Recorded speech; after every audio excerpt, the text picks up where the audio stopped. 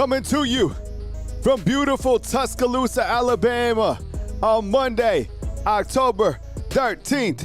Are you ready?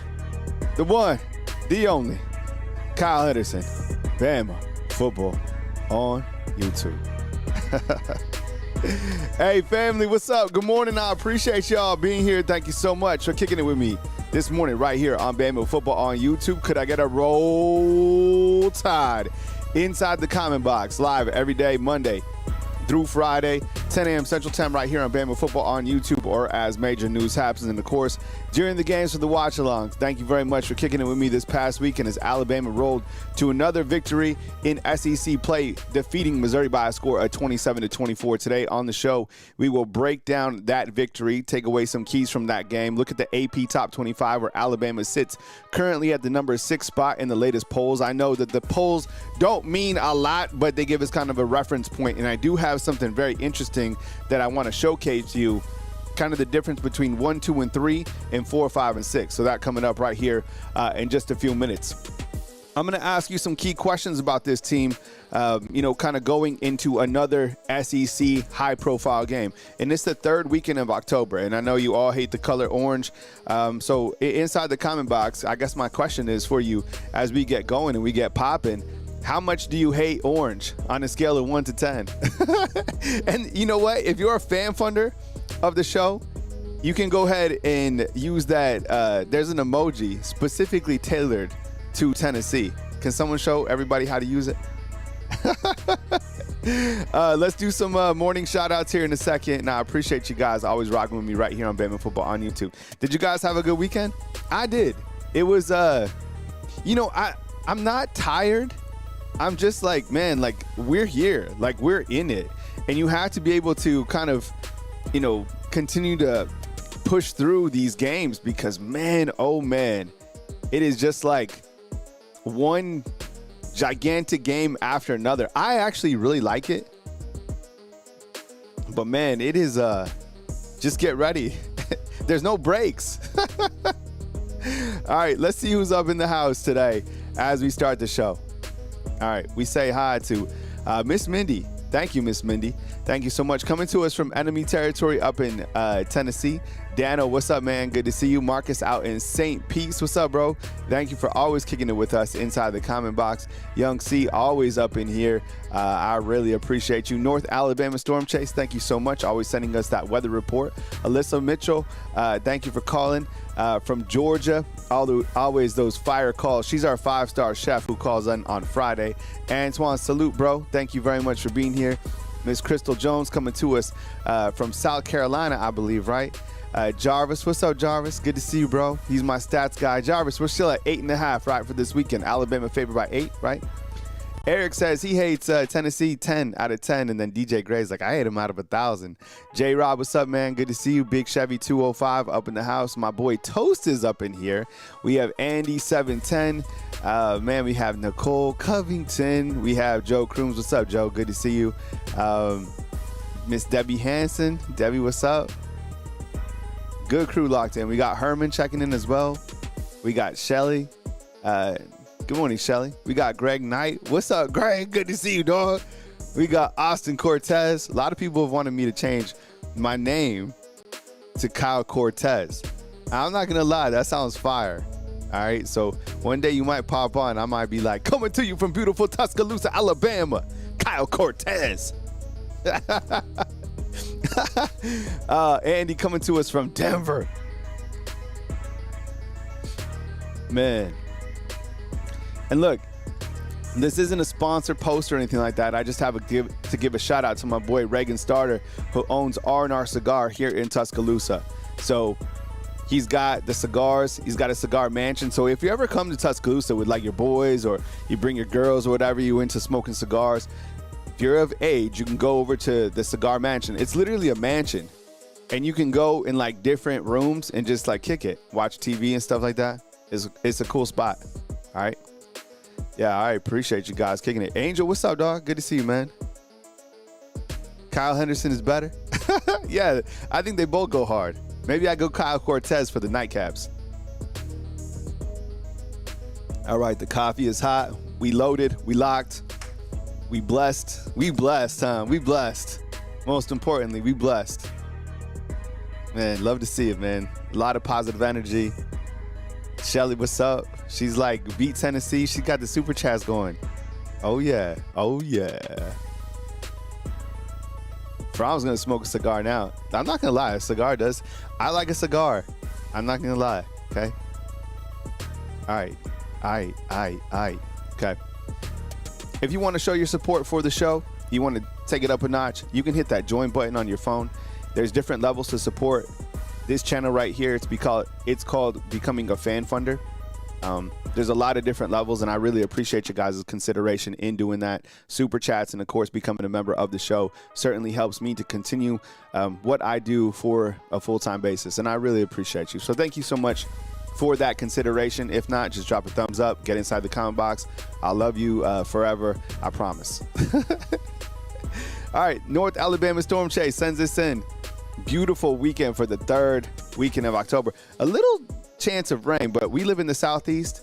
It's, rain is something that we're accustomed to. I do have to say, though, we haven't had a lot of rain the last, month or two. So it's been kind of nice. It's just kind of weird because usually it rains all the time. So for the tailgate, that temperature will be 84. This morning here in Tuscaloosa, it was 54. You got the game time kick for 79 with a 30% chance of rain. And the fourth quarter temp, 30% chance of rain, 72. We are ways out, so clearly weather can change, but I appreciate the graphic, North Alabama Storm Chase. Check him out. He's got a really cool Facebook channel as well. All right, we're going to go over the AP Top 25, and I get it. There's a lot of people that don't like the AP Top 25. There's a lot of people that are like, this doesn't matter. The coaches poll, it doesn't matter. I agree with that 100%, but I do think it gives us kind of a reference point to how kind of the national media views the college football teams. And I do think that this kind of does spill over a little bit into the college football playoff rankings. Now, these rankings are not used in the playoff rankings, but I think it kind of sets a stage a little bit, right? And I still don't like how the playoffs are chosen based off of a room, people in a room. It doesn't sit well with me. But this is how it operates. So real quick, this is the updated top 25. I only have it at 21 teams. I'm not going to talk about, all 25 teams. It's just, this is enough. Hey, Shelly, thank you so much for becoming a fan funder. I really appreciate that. Welcome on in. You are now a member of the Undefeated. Check out anytime you like, but you can never leave. Okay, so I asked yesterday when the AP rankings dropped, and I asked you guys, is there anybody that feels that Miami might be the number one team? And there was I think it was 67% out of 100 people that had voted, you felt that Ohio State is the number one team. I'd say that Ohio State right now is my number one team as well. And you could ask me, they're like, yo, well, who have they beaten? I guess, one of their quality wins is against Texas, a team that we kind of have reservations about, a team that just jumped into the top 25. I think what stands out to me about Ohio State is they seem like they are a quality football team on each side of the football, right? I think that Matt Patricia does a really good job on the defensive side. Julian Saint, as a quarterback, has been operating at a high level. Jeremiah Smith, the different types of weapons that Ohio State has, I think it leads me to believe that this is a good team despite their lackluster schedule. They haven't played anybody, considering Alabama's schedule. You go head to head, and I'll show you here in a little bit a graphic that stands out to me. It's just, look, this is a good football team. I don't think anybody can deny that, but they're going to coast the rest of the way. In fact, and I'll bring this up, a graphic that you're not going to believe about 1, 2, and 3. I'll show that here in just a minute. So Ohio State, I think we can all, agree that they are the number one team. Miami, look, I've watched this team, and I have to say that they're really good. I'm hard on the ACC. I don't buy a lot from the ACC. This is a good team. They're fast. They have a lot of different components. The quarterback is playing at a good level, not an elite level, which is interesting because Carson Beck is right now just ahead of Ty Simpson for the Heisman, kind of rat poison midseason stuff. but he's thrown 11 touchdowns and 3 interceptions to Ty Simpson, 16 touchdowns and 1 interception. So just something to kind of watch, but they are playing at a really good level. Mario Cristobal, I think he's got his guys going. Indiana, this is a team we've gone back and forth about, and I continue to ask inside the comment box, when we're looking at a team like Indiana, is this a team that is a contender or a pretender? You know what? Another team that I'm very critical of, but watching them operate against Oregon, against Dan Lanning in Eugene, I have to say, and I said this before, I do like their quarterback, Fernando Mendoza. I think he has 17 touchdowns and 2 interceptions.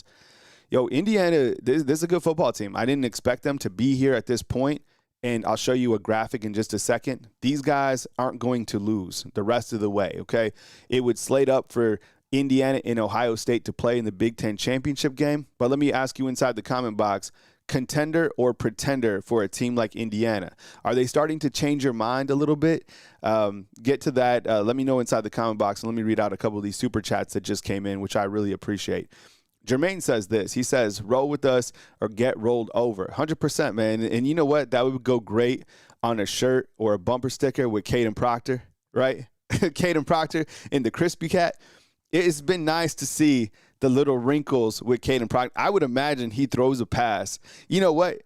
I still feel that against Georgia, when he got us down to like the 1 yard line, or even this game against Missouri, don't be afraid to go with Caden Proctor with a little tush push, right? Have the road grader just be the road grader. And then Toe says this, another statement this week. They don't have the defense in stopping us.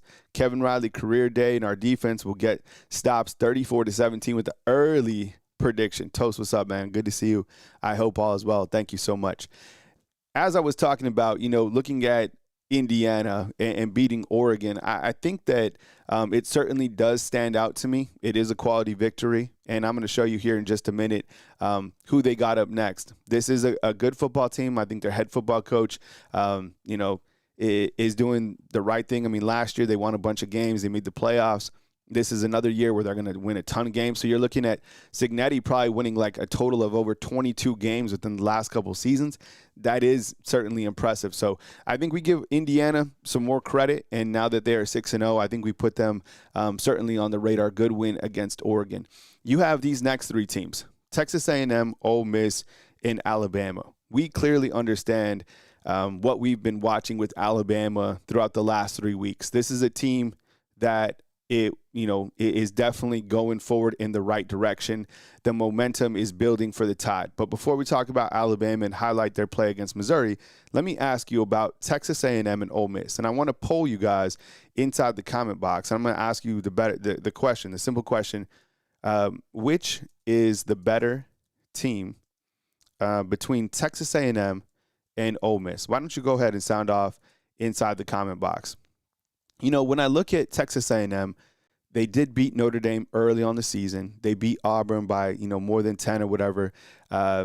They come up with another win against Florida. Mike Elko now in his second year. I think this is a coach who probably isn't getting, the notoriety that he should. I think he's doing a good job with Texas. Their quarterback is very dynamic.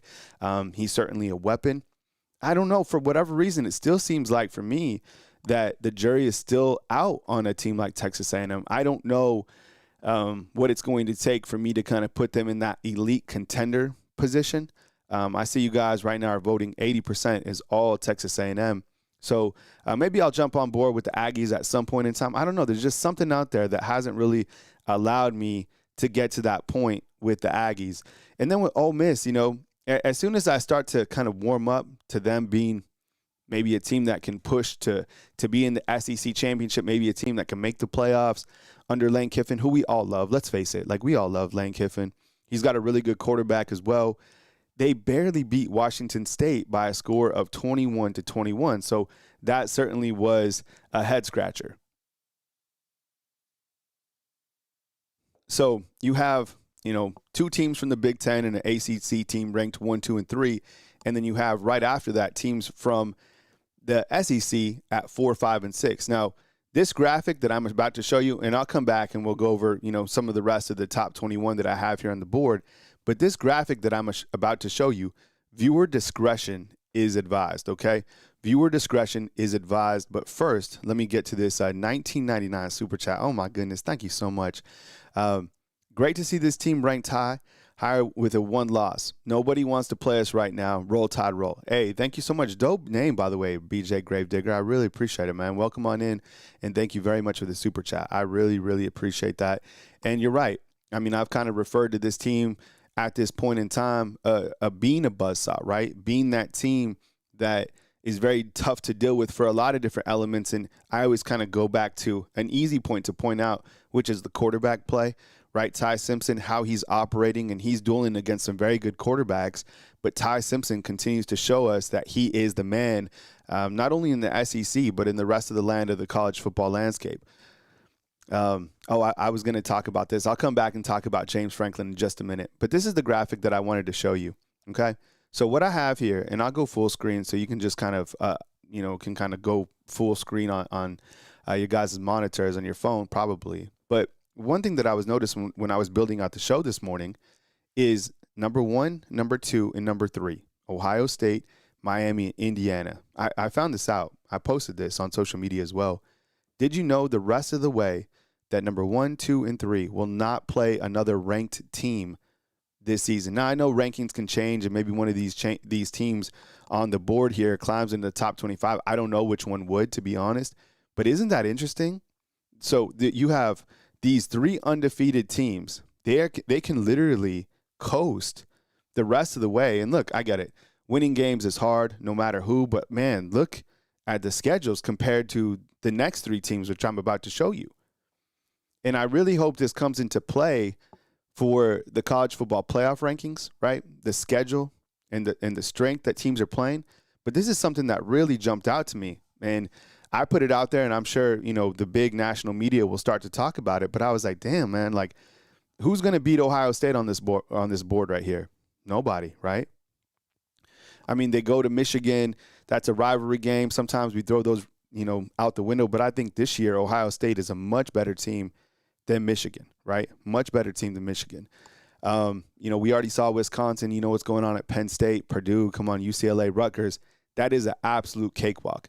These guys could probably be playing like 3 quarters of play. I'm talking about Ohio State here, and kind of let up on the gas the rest of the way, right? So Ohio State isn't playing nobody the rest of the way, right? You turn the page to Miami. Miami has 6 more games, right? 1, 2, 3, 4, 5. They have 7 more games because they were open this last week. Again, you look at their schedule. Louisville, Stanford, SMU, Syracuse, NC State, Virginia Tech, Pittsburgh. I mean, Pittsburgh seems kind of salty. Maybe, I don't know, SMU, whatever, maybe going over, they eat some rat poison. But I don't think Miami loses a game either. So you're looking at 2 teams right here that are going to finish the season undefeated. I would imagine that, Miami plays Georgia Tech in the ACC championship and kind of predicting things that Ohio State and Indiana meet up undefeated. Aaron, thank you so much for dropping on in with the super chat. I really appreciate it. She said, I'm off work today. Finally get a chance to watch the live. Yeah, a lot of people off today, right? Because the kids are off of school and stuff. So, I appreciate you jumping in. If you can't make the live, and I'm going to try to add more lives at night. Would that be cool for you guys? And look, I got my kids and stuff like that, so I'm trying to find a window where I could jump on more at night for like a nightcap. Even if it's like later on in the evening time, like 9 p.m., just for like 20 minutes, 30 minutes or something like that, and kind of recap the day's news and just have something to where we can kick the ball back and forth. So keep your head on the swivel for that. I know sometimes the daily shows are always so consistent. It's easy for me to be here at 10 a.m., but the night shows is something that I definitely want to explore more with. So thank you so much for the super chat and for the support.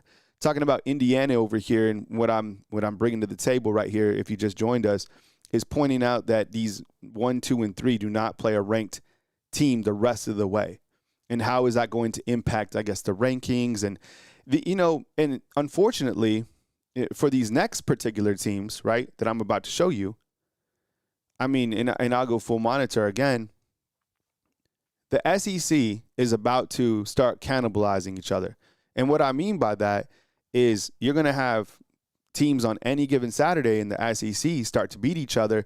And what I feel is unfortunate is these teams in the SEC while they're good football teams, they're going to be penalized for losing kind of this mid to late point in the season. Because as you know, right, you never want to lose late in the college football season. That is that's like a 15-yard penalty. Losing at the beginning of the season, that's like a 5-yard penalty. Losing in the late season is like a 15-yard penalty and a loss of downs, and you run the clock off, right? Am I right? So when you look to like Texas Tech, or Texas A&M rather, and you see that their schedule, they have 3 ranked teams on that schedule, including 4 games that are away from Texas A&M, right? So you have at Arkansas, I don't know, they just played Tennessee close, which is weird, but still, right? It's a away game in the SEC. You have a game at LSU, who's 10. You play at Missouri. We just saw what Missouri brings to the table, right? Sanford, kind of that game to give you some room to breathe, and then a trip to Austin to play Texas. And who knows? You know, Texas, I told you. I said that Texas would be able to beat Oklahoma. I just called it. I know how those rivalry games are, and I would imagine this game just being, you know, state of Texas, College Station, Austin, not far from each other. Who knows what happens in that game? And Texas A&M, they don't come with it during this game. They'll be heavily penalized, right? So Ole Miss, you look at their schedule. They probably have the best shot right here to make the SEC championship. If they can somehow beat Georgia, I don't think they will, right? Are we all picking Georgia to beat Ole Miss? By the way, in the poll, 73% of you have A&M as the better football team compared to Ole Miss. So I'm not even in the poll Ole Miss versus Georgia, because I would imagine that everybody inside the comment box was going to pick Georgia over Ole Miss, right? Even though that Ole Miss is ranked 5 and Georgia is ranked 9, I think we're all thinking that Georgia wins. The game's in Athens, and I think it'll be a clear indicator and kind of a measuring stick to Ole Miss and Georgia, being that Ole Miss is going to Athens, where Alabama just was a couple weeks ago, right? You got South Carolina, a team that can bite you. You got the Citadel. You got Florida and Mississippi State. I think that is, you know, this road right here for Ole Miss sets up better if they can, you know, let's say they lose to Georgia and somehow win the rest of the games. This team will probably be in the SEC championship game, right? I don't know if they'll be able to beat Oklahoma. Just something to think about. And then over here on the far right, Bama, right?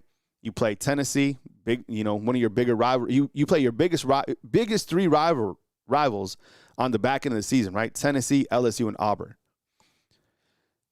It's a tough schedule, and I think what is challenging about Alabama's schedule in particularly is, you know, the remaining road games. Alabama's been playing fantastic at home. In fact, what are they on? A 15-game home winning streak, right?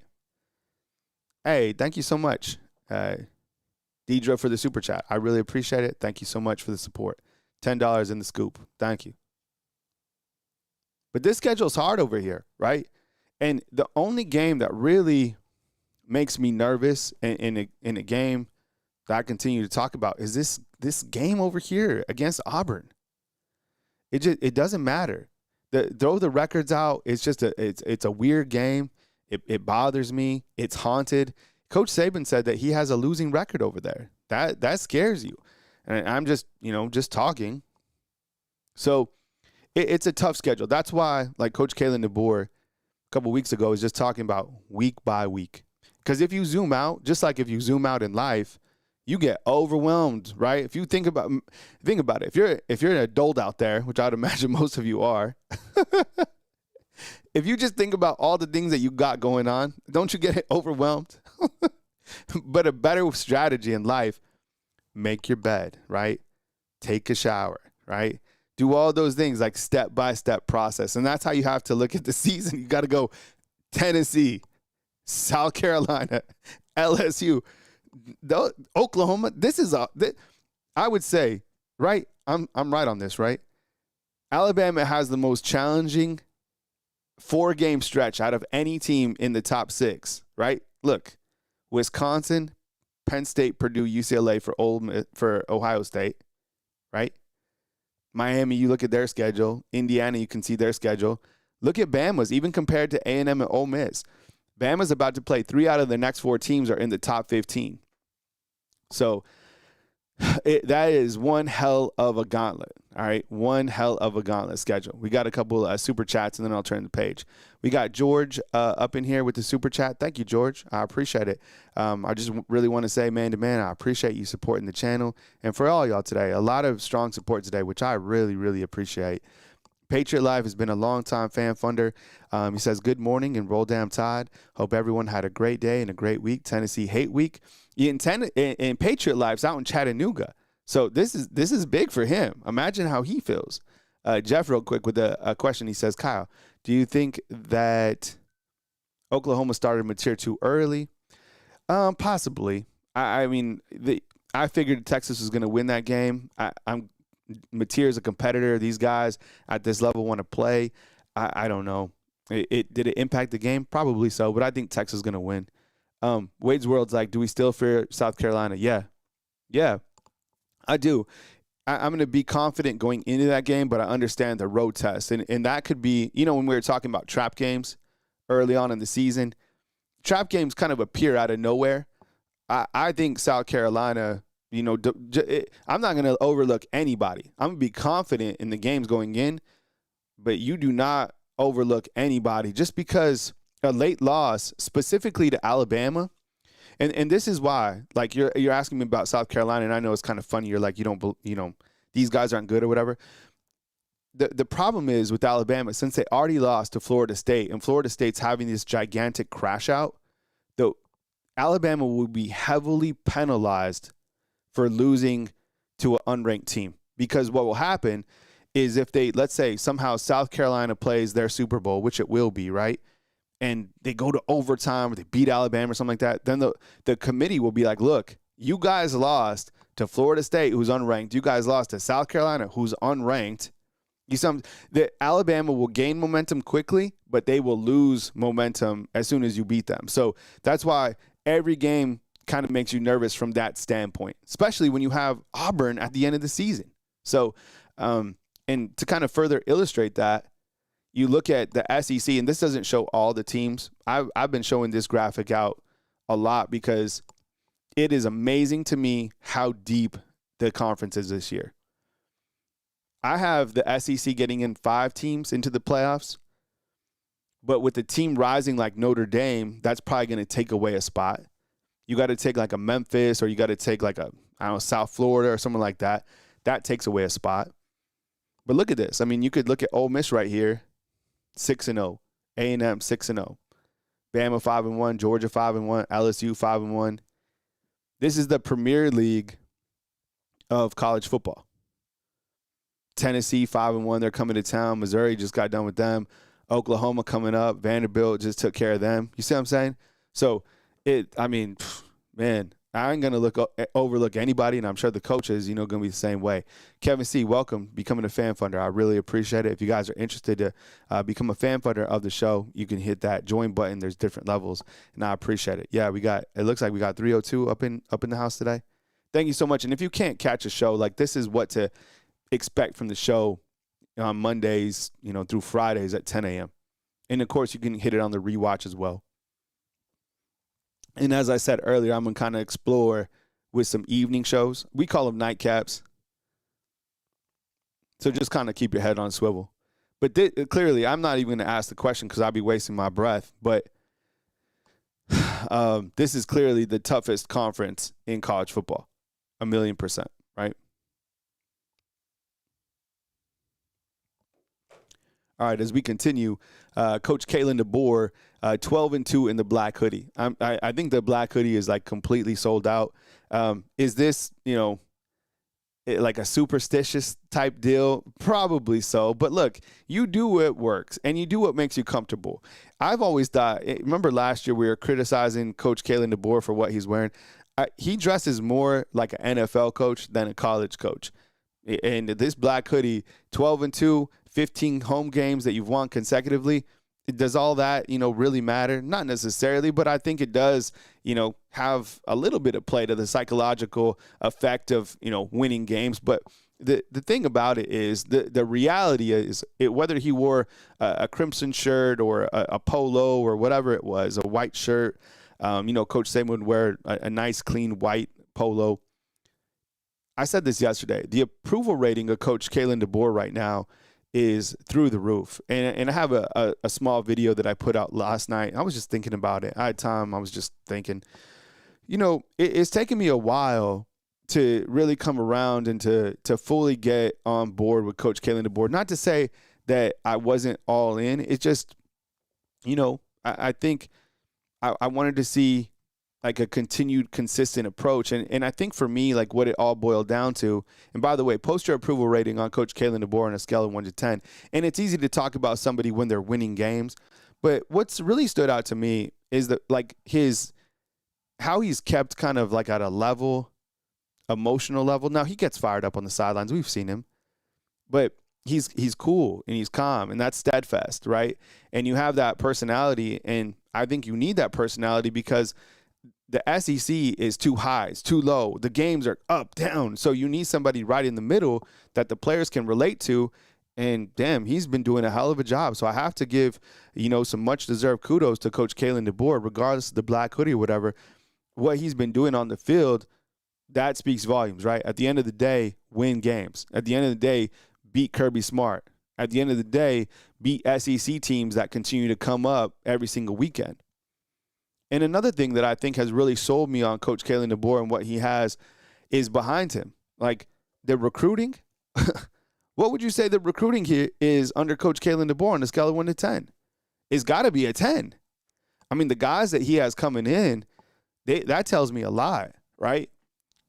I mean, because think about it. We're here. These will be the third kind of class that he's recruiting, right, that are actually like committed and signing paperwork, because the first two was like Ryan Williams, Noah Carter, and then you had that first class, the second class. So think about all the guys that he's getting from a recruiting standpoint, and that should tell you kind of the outlook of where this program is headed.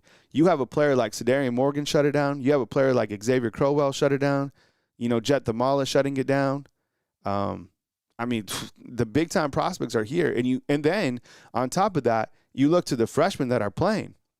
Michael Carroll, Dejon Lee, Lazier Brooks, Keelan Russell, we got a little taste of him, right? You see A.K. Deere, we got a little taste of him. Jackson Lloyd, Caleb Edwards, the tight end, Justin Hill. You see what I'm saying? All those guys that I just mentioned are freshmen. Those are the new foundational pieces underneath for Alabama. And you just got to say, look, regardless of the black hood or whatever, the fact that you're winning games, you're beating quality coaches. Okay? And you're recruiting at an elite level, say a lot. Now, things can go south really fast, and as you saw with James Franklin. But at the end of the day, he was fired for these particular reasons over here, okay? Now, he has a $49 million buyout. Were you surprised with James Franklin getting fired? Yes or no inside the comment box? I probably was, like at this point in the season, but once they lost to Northwestern, I mean, it's not a good look being 0-3 in the Big Ten, right? So Penn State able to take care of that $49 million buyout. I told you before the season, and I've talked about James Franklin a lot. I do like his takes. He has some really good points of view. But in terms of a coach, I never felt that he could be that guy at Penn State, and I felt that he never won the big game. The stats back it up, right? Like this second stat over here, 4-21 against top 10 teams. That's crazy. That is crazy. I think Coach Kalen DeBoer against top 25, his record is ridiculous, right? And his record against top 10 teams is even better than that. I'll bring up the stats at another point in time. But that's where it matters, right? How are you doing against top 10 teams? So, and in fact, you know what? I thought this team played well in the playoffs last year. I was like, wow, these guys are pretty good. Put out some guys. Whoever has, who is it? Warren, the tight end last year from Penn State on their fantasy football team, who plays for the Colts. Good luck to you, man. That dude is a monster. And I don't know, like the hot board right here, I don't know if you can see this I'll go full screen, but like people talking about Nebraska, Matt Rule, Indiana coach, right? Kirk Snetti, couple names that just people are throwing out, Vanderbilt's Clark Lee. I don't know. How about Alex Golesh down there in the job that he's done at Florida, South Florida? That guy's turned that program into, they're a pesky bunch, and they've been that way for a while. Penn State has money. They're going to get a really big coach. Is there another name, like a hot board name out there? And Ruben Poole points out that Adidas paid the buyout. I don't know who goes to Penn State. And I know I get a lot of questions inside the comment box about, like, do I think the more success that Alabama has, that'll lead to Ryan Grubb going somewhere else or Kane Womack? Yeah, of course. Like, that's just how the game works. But that shouldn't surprise you, because that is how the game has worked since Coach Saban was here. You can't get the main guy, so you go after his assistants, and that's a sign of a good coach. Same thing's happening to Coach Nate Oates on the basketball squad, right? He's constantly having to rebuild his assistants because people are going after him, because they want, that same coaching philosophy, right? So is Ryan Grubb going to go somewhere else eventually? Yeah. When will it happen? I don't know. Hopefully not, soon. But he's going to be a head football coach, and we shouldn't be mad about that, right? Just kind of sit back and, watch the good things coming in. When I look back against this Missouri victory, 27-24, Columbia, I guess, you did give them some points, right? That touchdown that they got from the fumble, that put points on the board for Missouri. But a couple things that I'd like to go over after beating Missouri is that Ty Simpson's play continues to be red hot. 23-31 on the road with 3 touchdowns, I think speaks volumes about his continued level of play. How would you assess Ty Simpson in the comment box on a scale of 1 to 10? Yo, and I ask this frequently as well. Is he better than you thought he was going to be? For me, yeah. I knew he was going to be good. This dude is like playing great. You got to keep it up, and it's a long process. But I do have to ask you about something, okay? Regarding Ty Simpson. Did anybody notice that he might have seemed, did it seem like he was hurt? Hey, Dwight, welcome on in. I appreciate you being a fan funder. Thank you so much. Did anybody notice this? It was basically when he got kind of rolled up on, right? And correct me if I'm wrong, and I don't think I was tripping, because I asked you guys about this on another live that I had. Did you all see Keelan Russell start warming up? The camera just showed that. I don't know. Austin Mack could have been warming up on the other side. He could have been throwing a ball to Austin Mack. But from what I remember, Ty Simpson got kind of rolled up on. It looked like he was, I don't know. It didn't even look like he was really hobbling. The quarterbacks, look, they could have just been throwing the pass. I don't know. It was weird. I thought he was hurt just for a second. Came in, and that was fine. So whatever. Tough dude. It looked like he might have been like a little ding. But tough dude, man. Appreciate it. Yeah, appreciate it, Dwight. Thanks for being a fan funder. 11 months, dude. That's what's up. Right? So you guys saw that. And look, Eric, what's up, dog? I don't know if he was throwing the pass to Austin Mack. I'm just saying that stood out. Okay. Jan Miller, and I'll go over the injury report here in just a second. And, of course, Coach Kalen DeBoer will be at the podium at 12 to address, kind of what I would anticipate I'm about to say regarding the injury report. So just hang on for just a second. The Alabama offense has clearly taken steps forward with Jan Miller. Am I right? The offense has hit another gear with Jan Miller. Against Missouri, he would have gone for over 100 yards if he didn't get banged up. 20 carries for 85 yards. They've been feeding him in the last 3 games. I would imagine that Jan Miller's clearly in concussion protocol. Can you clear protocol within a week? I think the way that they look at it is player by player. Clearly, that's a very serious injury, probably the most, outside of like a neck or something like that. So that'll be something that we watch. But clearly, with Jan Miller in the rotation, he brings a different element to Alabama's offense, from pass protection, the way that he runs. He's a different style back from Kevin Riley. And in fact, him, Riley, and Daniel Hill really complement each other well, because Jam is an all-purpose guy who catches the football really well. This is a guy who's just he's built for the NFL, right? Kevin Riley's like a rocket ship. You hand the ball off to him, and poof, he's got a different gear. He's faster than the other running backs right out the jump, right? And then you have Daniel Hill, who had some opportunities as well. Man, Daniel Hill is built for 3rd and 3, is built for the red zone, right? And what he was able to do in his small opportunities, can we type in 4 for Daniel Hill? He hasn't gotten a lot of opportunities this year, but he was called on against Missouri, and he did a damn good job. So thumbs up for Daniel Hill. I thought he did a really good job for Alabama's run game. Came up with a touchdown catch. Thought it was impressive. Lazier Brooks, this guy, talking about freshman. Lazier Brooks is him. There was kind of, people used to say that freshmen don't play at Alabama. Well, I mean, that couldn't be anything further from the truth, because freshmen are playing here and freshmen are making plays here. Lazier Brooks, this is another guy that came in and he was a 3-star. So, when we start talking about the 3 stars, will you guys remind me, Lazier Brooks? Because we always turn to Josh Jacobs, right? I always ask you, I'm like, who's a 3-star that's, doing work? Well, we have 2 of them that are balling out right now. You got Lazier Brooks, and I know he's not going to get a lot of hype because he plays in the trenches. I'll try to hype him up as much as I can, but London Simmons, 90. For my defensive line people out there, you guys love 90, I bet.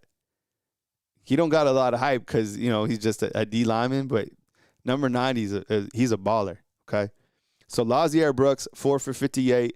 Coach Kalen DeBoer, after the game, said, look, the way that this guy practices, is exactly why he's doing what he does on the field. He loves to play. He's hyping him up. This is a guy that was turned out to be a gem in the class. Courtney Morgan said with the ball in his hands, he's ultra dangerous. You looked at some of the plays that Lazier Brooks has had this year. I think about the play that he had against Georgia. Remember, it was kind of like a dump off. It was like a crossing route. He caught it. You couldn't take him down. He extended the play, right? He went on for 23 yards. And then the big play right here against Missouri, it's 4th and 8, and he's able to come up with a big reception. So, look, Lazier Brooks is him. This guy's going to be hard to keep off the field, and really love to see it, okay? Guy doing an amazing job. Number 17, absolute baller. Something that certainly stands out is you held Ahmad Hardy to only 52 yards. This is a guy that came in 730 yards in 5 games. Alabama stuffed him. So we can be overcritical of the defense. I get there too, fam. I really do. It bothers me, the chunk yardage plays that you continue to see from time to time. I think there was 2 by Missouri. But, man, holding Ahmad Hardy to just 52 yards, that's outstanding. That is outstanding. That guy is a beast. And he was really a non-factor. And I knew it would play in right to Alabama's game, and I'll start to talk about time of possession here in a minute, but only 52 yards is impressive. And coming up with that special team stop when they went for the fake punt with Dre Washington, man, I hope he gets some sort of special teams player of the week or something like that, because that was one of the biggest plays that we've had. You talk about Keon Sabb's interception against Vanderbilt. You talk about LT Overton's stop. Well, that stop by Dre Washington, a running back on special teams, man, that guy should get a star on the helmet or something like that. Holding Bo Pribula to under 200 yards, impressive to me. Although I will say that Pribula, he wasn't the passer I thought he could be. I think Diego Pavi's better than him. I think Gunnar Stockton's better than him. But he is a good runner, and I think he is a good quarterback. I don't think he's good or elite. Time possession, I have a graphic that I want to talk about, but you won 38-33 to 21-27. That was part of the game plan. And then, of course, going 3 of 3 on 4th downs, coming up with some really big 4th down plays I thought was absolutely amazing, right? The 4th and 1, you throw a touchdown. The 4th and 8, you throw a third down, a big pass play to Lazier Brooks. 3 of 3 on 4th down. That's gritty football. That's good football. And a lot of that was just Ty Simpson making plays. I like the particular play. It was unfortunately the play that Jam Miller got hurt, but same play that we hit Georgia with, right? You kind of roll up back, you throw it to Jam. That was a playmaking play that Ty Simpson did. So 3 of 3 on 4th downs. I was thinking about this. I hope I can explain this right. Maybe someone out there, could explain what I'm trying to say. But I think the defense, has its issues, right? The defense will allow chunk yardage, and they've been getting better week by week. But I think a way that Alabama has found out to win games is teams are going to run the ball at them, right? But what Alabama's figured out is that teams can run maybe even for over 200 yards collectively as a group. And last year, they would run and they would control the time of possession. And when those two things happen, every single time they beat Alabama. This year, it's only happened one time, and that was Alabama's one loss of the season, right? Florida State had the time of possession against Alabama, and they ran for, 250 yards or whatever it was. Florida State had the ball 30 minutes and 22 seconds to Alabama's 29, right? But since then, in the SEC, look at Alabama from a time of possession standpoint. 35-36, 37-23, 38-33. So you're keeping your own defense off the field. So now Kane Womack and his defense they do have to make stops. They have to come out, but they're not always on the field. The Alabama offense is on the field, and they're wearing the opposing defense down. You see what I'm saying? Do you think that's a good point? Yes or no? Because I think that this has to be kind of the method going forward, what they're doing. And they've continued to show that they can make long, sustaining drives and put touchdowns on the board. And when you do that and you win time of possession, you're going to win a lot of games. And that comes down to, converting on third down. They weren't the best against Missouri on third downs, but they were good on fourth down. So Kay says, shout out to Jay Washington. We're coming up with a stop on the fake punt. Heads up player making a play out of position, 100%. Being utilized in a way we didn't think he would be before the season started. And that's just getting on the field. I always go back. Ironically, it was the Florida State running back now, Roydell Williams, was like, if you can get on the field, get on the field. Period. Doesn't matter if you're playing special teams, whatever. Like, get out on the field. So glad to see Dre Washington, a transfer over here, not complaining that he's not getting carries, showing up on special teams and coming up with a play for his team. And that's how you gain respect, right? By making plays. So time of possession, huge. And of course, making plays, out there, huge. And of course, your super chat, huge as well, Case. So thank you so much, man. I really appreciate it. I was looking at this side-by-side numbers, after the game, the Heisman numbers in terms of, betting odds came out. And Carson Beck right now is the favorite, and you have Ty Simpson in second. So I was like, okay, I just want to see the stats. So I brought up Carson Beck, who's doing a great job for Miami, right? They played, I think, 5 games.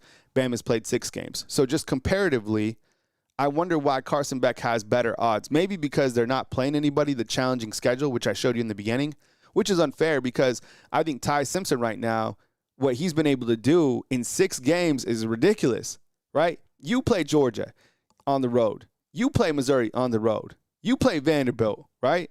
16 touchdowns, 1 interception, and plus 340. I kind of look back, not like a huge better. I like to, every once in a while do like FanDuel, DraftKings, but, I've been rolling with Sleeper lately, right? Because I do them more or less, and I'm sponsored, of course, by Sleeper. So I think for me, but like big better, not me. But this guy, man, I think at the beginning of the season, we have to go. Jarvis, can we look back at what Ty Simpson's odds were at the preseason? Call me crazy, but was it like plus 11,000 or something like that? It was crazy. The odds were crazy, meaning you could have absolutely cleaned up if you would have like thrown in a bet for Ty. Betting aside, this guy is playing peak performance against Premier League football, right? You know what I'm saying? So, look, ACC would be like playing against like the MLS. No disrespect to like, our United States Soccer League, but it doesn't roll like the Premier League. And if you're a soccer fan, you know exactly what I just said. So Ty balling out at an absolutely crazy level.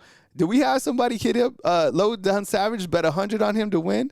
Oh, my God. Good job, Low. Appreciate you, man. You better come back with a small super chat if he does win. And Austin inside the house says, I'm a trucker going through the grind as well, and we'll be at the Bama versus LSU game, going to start my morning at Ramajamas and enjoy downtown. That's what's up, man. And if you need more places to eat, let me know. If you guys are coming into town, I live in Tuscaloosa, so I can tell you the spots that you have to hit and just enjoy it. Like if you're coming down for one of these bigger games or coming down this weekend, I know people have asked me, where to play golf, kind of in the surrounding area of Tuscaloosa and Birmingham. Like, just hit me up and I'll help you out. And I appreciate the super chat. Thank you so much.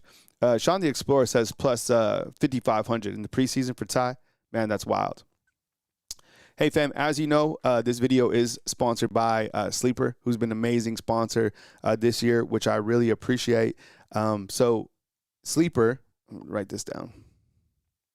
You can download the app, and what's cool about it is if you just download the app, you get $20 just to play, like more or less.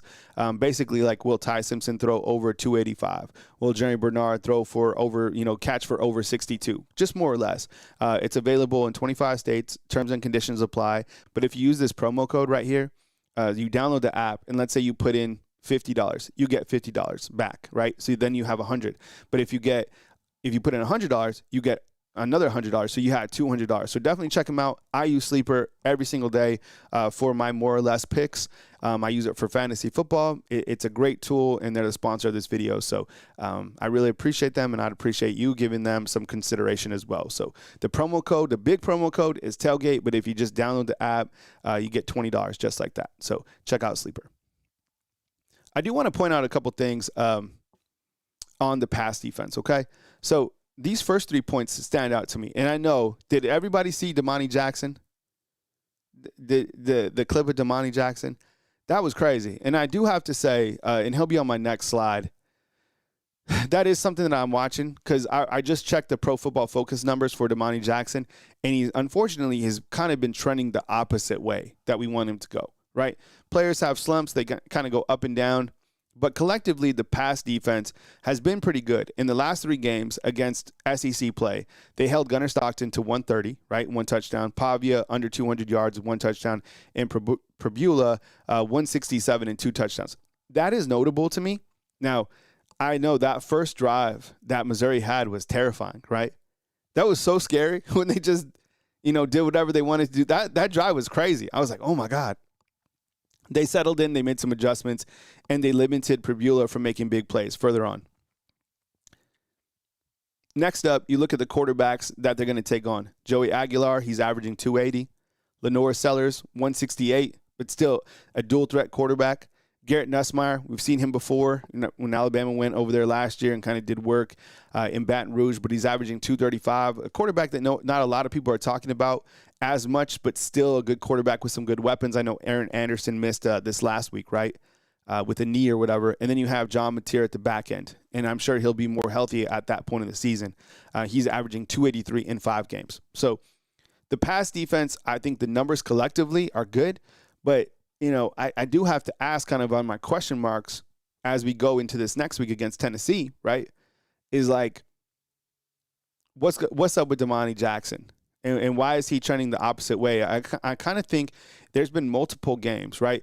The game against Vanderbilt, something happened to where he was completely, cooked. I think that was miscommunication.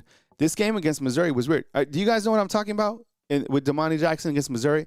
You could look it up. Just go to X and type in Damani Jackson. That's probably all you have to type in. So on that touchdown, on the first drive, Damani Jackson passes a receiver off to nobody. Nobody was behind him. And then when he sees the tight end catch the ball, he literally just steps out. It was the weirdest thing. Like, instead of tackling him, he just stepped out. And I don't know, like the fan who posted it was like, Damani should never play again. King's Family Reacts points out that he got cooked against Georgia. So unfortunately, he's kind of regressing. Something that we will watch, right? I think on the rise is Dejon Lee. We continue to see Dejon Lee play at a very high level. He probably should have had 2 interceptions against Missouri, right? I think he jumped up and he dropped one, and then he had one to close out the game. So Damani Jackson, kind of trending the opposite way. Unfortunately, Dejon Lee on the rise. And then I think, Zay, Brown, I think he's been doing a steady job. But something to watch. And then from the safety standpoint, Keon Sabb, it looks like he's making progress week by week. And then, of course, Bray Hubbard. Look, Bray got put on absolute skates by Prabula. Like, there's a short you could look up. He just got juked. and that happens, okay? If you play sports, you might have been juked before, and getting juked like that, it hurts, but you just respond, and that's it. Players are going to make plays, okay? This whole deal with Ryan Williams, let's talk about Ryan Williams. You know, he didn't have a reception last game. He was listed as probable. We didn't, after the game, Coach Kalen DeBoer said it was kind of something that he was dealing with from the last game. He didn't necessarily go into it. I think this guy, Ryan Williams, I've seen 2 hits to the head, and I have no sources. I'm just saying what I've seen. Because he missed the game too with the concussion, right? But following that, against Georgia and against Vanderbilt, this dude got hit twice in the head, and targeting was not called. Remember the play against Vanderbilt? And then against Georgia, too, he got hit on the side, and Coach Kalen DeBoer came and was screaming. Look, it's just that, who knows if that's even part of it. You have the dropped passes. That's, leading, the country or whatever. But once again, and even not receiving a reception against Missouri, I'm still not going to, cash on this dude. I saw someone inside the comment box brought up a good point on the Kalen DeBoer short presser. It was like he's being used as a decoy now. I was like, oh, that's a good point. I didn't think about that. I would just be patient, with this guy. He's polarizing as a player. There's other wide receivers that Coach Kalen DeBoer has confidence in, but he's a weapon. So I think you just continue to, let him get through whatever he's going through. I guess he's not healthy. Hopefully he gets up to speed, but damn, this dude has gone through a lot. So he's just, I'd be patient with the dude. I think he's going to come around. Not recording a reception, I think was, a head scratcher. Maybe he was used as a decoy. I saw Jamarcus Shepard getting on him, coaching him with love. So just kind of something to track for sure. The offensive line, Caden Proctor's playing at a really high level. He came in at Wildcat. Parker Brailsford caught a pass, which is crazy. He caught a pass and Ryan Williams did it. Think about that. But the right side of the line, I don't know. Wilkin Formby came in, and I feel that he allowed 2 sacks in this game. There was an offensive lineman, coach or whatever, watching the game too, and he said that one of the sacks was on Ty. I looked at the Pro Football Focus numbers. Wilkin Formby has slightly better numbers than Michael Carroll, and I know that's probably driving you crazy. But I still think that is an issue. I still feel that the right side is an issue, but I would like to see just Michael Carroll continue to get opportunities. The right guard, I know Jaden Roberts came in and played a little bit more. So the right side still, I figure they're still trying to figure out their best 5, or they're trying to get more people in.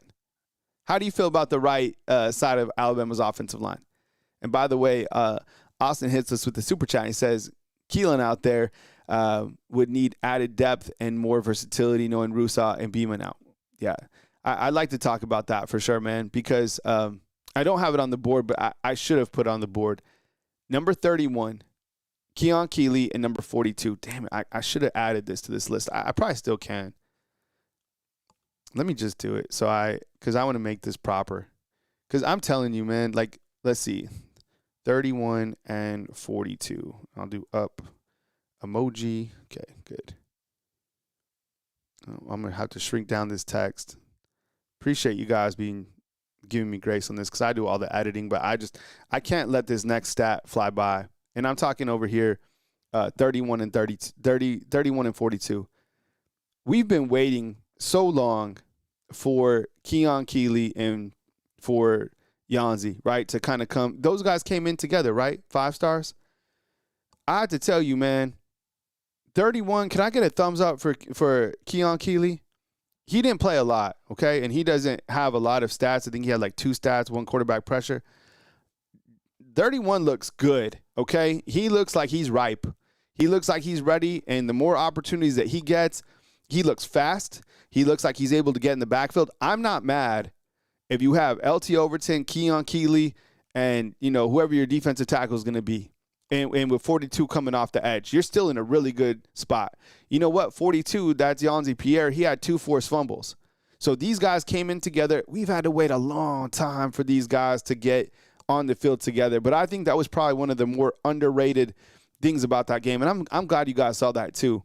But 31 and 42, more of these guys and the more opportunities. And I'm so glad that each of these guys have been patient, because I would hate to see 31 or 42 somewhere else. They are playmakers. They can play at this level. They will both be in the NFL. Keon Keeley is very, very talented, and watching him against Missouri in those small opportunities, he plays very fast, and he's very, very talented, 100%. And I think, once LT Overton kind of moves on, Keon Keeley is still going to be that impactful at that bandit position. Connor Talty, I have him 3 of 7 right here. I know I've kind of jumped over the board. I'm sorry. Connor Talty, 3 of 7, not on the season total. He's 9 of 13 overall, but from 40 yards out, where I think is kind of your make or break, right? He's 3 of 7, which I think is concerning. And I think it does give you anxiety when he goes out there and it's over 40 yards, right? He was able to hit a deep one against Missouri, which came in critical considering you only won by 3 points. But you still have very difficult games coming down the stretch. Tennessee couldn't beat Georgia because of a missed field goal. Special teams matters, and even Blake Dowd, the punter, had a bad punt. So sometimes we don't often talk about the special teams play, but something to watch. Over 40 yards, we knew that this could be an issue going into the season, and kind of here we stand. So that's kind of a question mark. And I think if you're scouting Alabama, you're like, all right, their field goal kicker is mid, okay? And that's just the truth, right? Parker on Caden Proctor. Is this guy going to throw a pass? Is he going to throw a pass? I don't know. I mean, what did you think when he was at Wildcat? Seriously. When he was at Wildcat, I couldn't even get my thoughts together. It was crazy. So, Caden Proctor in at Wildcat, love to see it. He caught a pass. He lined up at running back, lined up at receiver. Now he's at Wildcat. Will he throw a pass? I don't know, man. Let him do whatever he wants. And it's what is it called? Daniel Moore is painting him. What is it? The crispy Wildcat or something like that. Here at 12, Coach Kalen DeBoer is certainly going to be asked about Jam Miller and Derek Meadows. Prayers up for each of those guys as they go through the concussion protocol. I don't know if there's anyone else that was a little bit dinged up in the game. So Coach Kalen DeBoer will have to be at the podium at 12. I'll have that press conference on this YouTube channel. Probably some excerpts from it later on today, as well as Ryan Grubb and Kane Womack as they hit the podium. So definitely check that out. But as I go full screen real quick on this, you'll see that Jam Miller over here, the production in just 3 games has been heavy, right? 58, 267. He had 22 carries against Vandy. He had 20 carries against Missouri. He's a back that is built for it. So having him back in the fold, when he is healthy is super important. And then Derek Meadows, my goodness, man, that was terrifying. It doesn't matter. College football, there's going to be big hits. Football, there's going to be big hits. It's just part of the game. But that particular hit was scary. All of them, all of them are anytime a player goes unconscious. But that particular one, I was scared. And I saw Coach Kalen DeBoer. He was the first guy, just based on where he was the first guy there. And I think he was definitely concerned. That was scary. So prayers up for those 2 guys as they make way through concussion protocol. And as news happens regarding those guys, we'll keep you posted. Quick early look at Tennessee. This is a very good football team. I know you're probably used to hearing that every single week, whether it was Georgia, Vanderbilt, Missouri, another good football team. And I think the challenge for Alabama will be not letting off the pedal and understanding. What this kind of reminds me? This is the closest thing so far that we've had to that 2020 season where it was just all SEC teams, right? This is a hell of a gauntlet. And this Joey Aguilar, he's a very good quarterback as well. He moves around great. He has some really dangerous wide receivers. Bishop, they're going to feed him. They certainly want to win the time of possession. I think Josh Heupel, who would have thought that he would be the right guy for the Tennessee job? Say what you want about Tennessee, and I know, you guys hate the color orange, but it wasn't Jeremy Pruitt. It turned out to be Josh Heupel, and he's been doing a damn good job with this team. So my confidence level, once again, is high going into this game. I love the fact that Alabama is able to bring these guys to Bryant-Denny Stadium where they've been playing at a really high level. It's going to be a challenge. Throughout the week, we'll continue to, point, out the news that comes from Heupel and his camp and Bama, and as they go into another pivotal matchup. This team's 5-1. They probably feel like they should be 6-0. They played Georgia great. They jumped out to 21-7 on Georgia in the first quarter, right? They have really dangerous wide receivers that I think will be a challenge for Alabama's secondary. But as you know, I just showed you Alabama's secondary has been able to come with it. So, hey, well, I hope you guys enjoyed the show today. I put every single thing that I got into these shows. They're all handcrafted. So I really appreciate you guys kicking it with me today. If it was your day off, I hope you get a restful day. You got Coach Kalen DeBoer coming up at 12 p.m. And then news as it happens right here on Bama Football on YouTube. So I just want to sincerely thank you for all the super chats today. That was overwhelming, and really, I'm really gracious for that. And if you want to become a fan funder of the YouTube channel, you can hit the join button. And there's different levels for you to become a fan funder, and I really appreciate it. So my heart and my soul goes into every single show, and I always, when I step on here, I always want to give you the best product because that's what you deserve when, getting you news on the Alabama Crimson Tide or college football in general. So thank you so much for being here today. You guys ready for the outro? Who's seen the outro? You guys seen the outro yet? All right, we got to hit the outro music, all right? And I like this beat too. All right, fam. Enjoy your day. Don't think I'm done, okay? Because now I go to work. All the stuff happens. This is like my pre-work, and then I have to do all the work after the show, okay? I love you guys. Thank you very much for all the super chats. Thanks for being here. I love you guys so much. Thanks for kicking it. Thanks for watching. Kyle Henderson, Bama Football on YouTube every day, Monday through Friday, 10 a.m. Central Time. I appreciate you guys. Run the thumbs up on all these videos. News as it happens right here on Bama Football on YouTube.